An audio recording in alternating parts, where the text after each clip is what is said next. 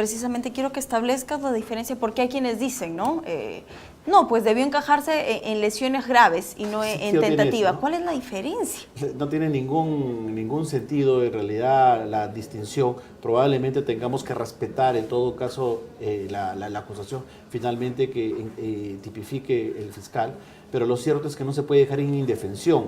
Yo creo que acá lo grave y lo censurable ni siquiera es que no se haya condenado a esta persona por un delito A o B, sino esencialmente dejar en libertad a un sujeto como este que merece una represión de la más con mucha severidad, porque también hay un mensaje de prevención general a toda la ciudadanía que tenemos que cambiar este tipo de actitud que es muy usual en el país. Hay una tolerancia permanente al machismo, hay una tolerancia permanente a la agresión de los hombres frente a las mujeres, y hay una permisión o una justificación, hay un adjetivo en favor de la mujer, que porque entró a un hotel, que porque consintió o porque finalmente fue complaciente con una pareja, termina siendo la persona que ha provocado este tipo de hechos, y eso mucho ocurre en el país y eso es inadmisible, ¿no? O sea, el respeto a la libertad personal de las personas implica también un respeto a su libre decisión, y eso es lo que creo que está ausente en el Perú. Esto en Europa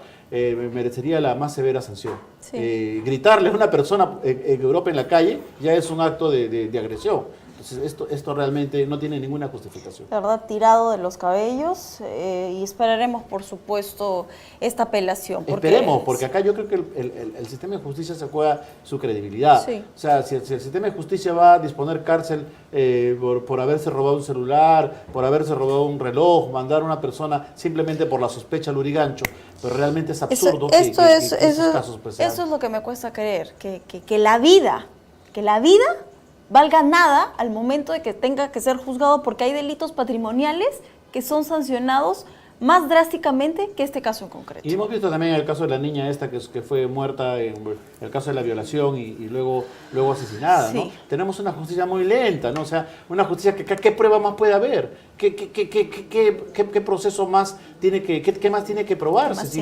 El sujeto inclusive ha confesado. Entonces, creo que tenemos que buscar mecanismos procesales que optimicen la defensa de las víctimas y se hagan procedimientos más rápidos, porque estos procedimientos lentos, el peritaje, la supuesta falta de la señorita Arlé de no haber llevado su ropa, de la fiscalía de no haber actuado adecuadamente, es que realmente es una coladera el sistema de justicia, sí. Porque desprotege a la víctima.